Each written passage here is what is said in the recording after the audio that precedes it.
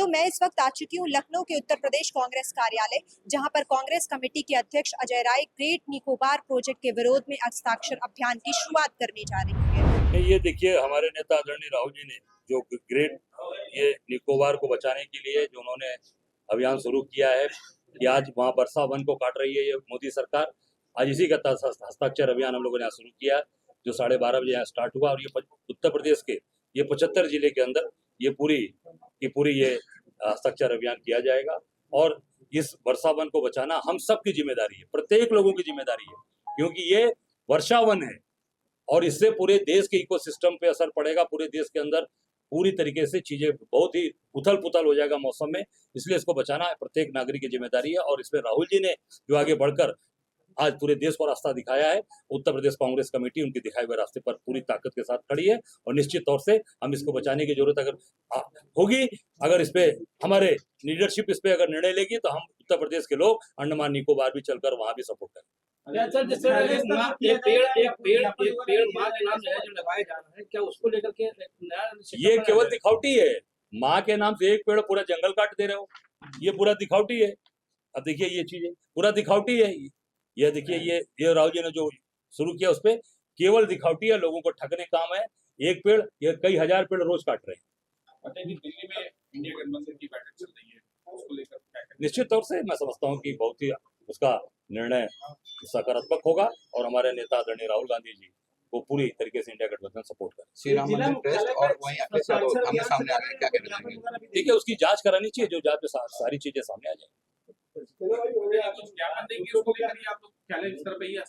नहीं, अभी ये हस्ताक्षर अभियान ज्ञापन नहीं है, हस्ताक्षर अभियान हस्ताक्षर करा के हम अपने नेता राहुल गांधी जी को ये पूरा हस्ताक्षर उनको समर्पित करें। अखिलेश यादव ने रामफेरी ट्रस्ट को लेकर आरोप लगाए हैं कि इस ट्रस्ट में घोटाला, उसकी जांच करानी चाहिए, उच्च स्तरीय जांच करानी चाहिए। सब दूध का दूध पानी का पानी। पुलिस भर्ती में कहीं ना कहीं आने वाले अभ्यर्थियों को 50% की छूट मिलनी थी, मगर कई अभ्यर्थी हैं जिनको नहीं मिली है, क्या कहना चाहेंगे? ये देखिए, ये सरकार केवल जनता को भ्रमित कर रही है और जनता को केवल और केवल गुमराह करने का काम। अब देखिएगा, कभी पेपर लीक, कभी पर्चा आउट, कभी तो ये सारी चीजें मैं समझता हूँ कि पूरी तरीके से इन लोगों ने आज पूरे देश को गुमराह किया है।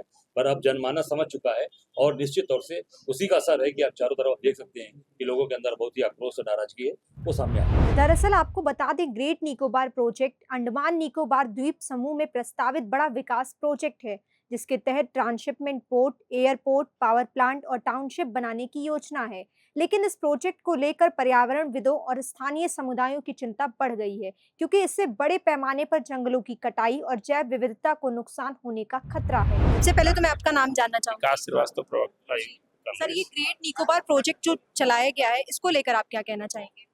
देखिए, ग्रेट निकोबार प्रोजेक्ट से पहले के जो हमारा नेवी है, उसने नेवी के अधिकारियों ने लगातार अंडमान में जो हमारा बीच है उसके लिए उन्होंने लगातार पत्र लिख रहे हैं, उसके डेवलपमेंट, उसकी सुरक्षा, उसके विकास के लिए लगातार बात कर रहे हैं। पर इसके बाद भी मोदी सरकार अपना पूरा 2 वर्ष का 2 कार्यकाल पूरा कर चुकी, पर उसने अभी तक उस पर कोई कार्य आगे नहीं बढ़ाया।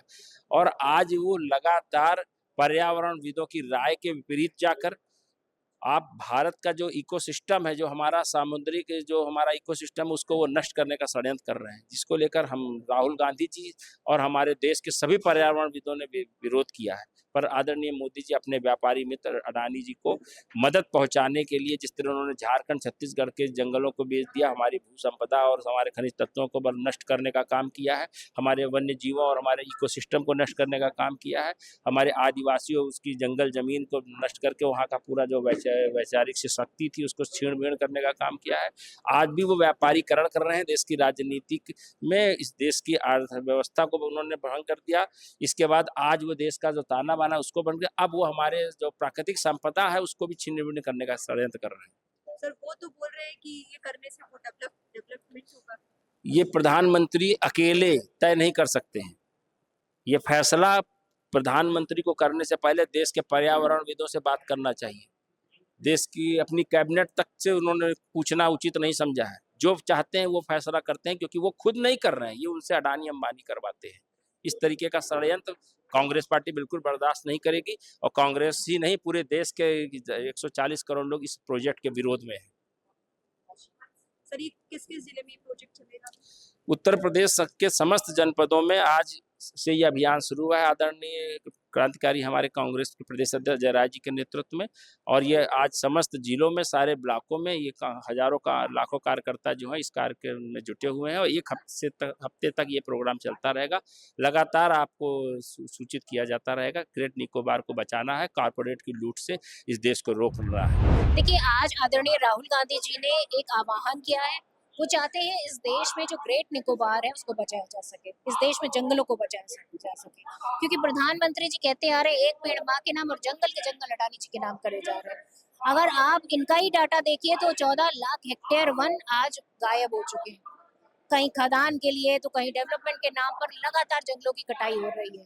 ये अन्याय है उस आने वाली पीढ़ी के लिए जिनकी सांसें कहीं ना कहीं कंप्रोमाइज की जा रही हैं। ये अन्याय है उस वन्य जीवन के लिए जिन्हें आज बिल्कुल असहाय छोड़ दिया जाएगा, उन आदिवासियों के लिए जो वहां पर सैकड़ों वर्षों साल से रह रहे हैं। तो मैं समझती हूँ कि आज पूरे देश को एकजुट होना चाहिए पर्यावरण को बचाने के लिए, और इस देश में जो है वन को बचाने के लिए सबको एक होना पड़ेगा। आज लगातार जिस तरीके से पेड़ों की कटाई चल रही है, मुझे नहीं लगता कि हमारे देश के लिए अच्छी बात है। तो इसे पूरी तरीके से रोकना चाहिए और आज इस मुहिम में सबको एक साथ होकर, एकजुट होकर अंडमान के लिए खड़े होना पड़ेगा सबको। मैम, ये अभियान कब तक चलेगा? देखिए, ये अभियान अभी शुरुआत हुई और मैं समझती हूँ कि धीरे धीरे ये अभियान पूरे देश में फैलेगा और पूरे देश में जिस तरह का विद्रोह आज भारतीय जनता पार्टी की नीतियों को लेकर हो रहा है, ये भी एक पूरी तरीके से बहुत बड़ा कारण बनेगा प्रधानमंत्री जी की जो छवि है उसको धूमिल करने का।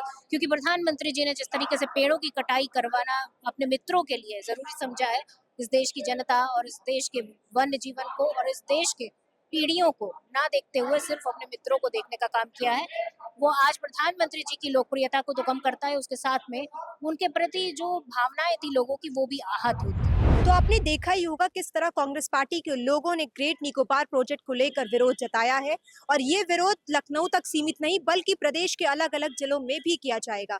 वंदनी सिंह, कैमरा पर्सन रमेश वर्मा के साथ बोले भारत, लखनऊ।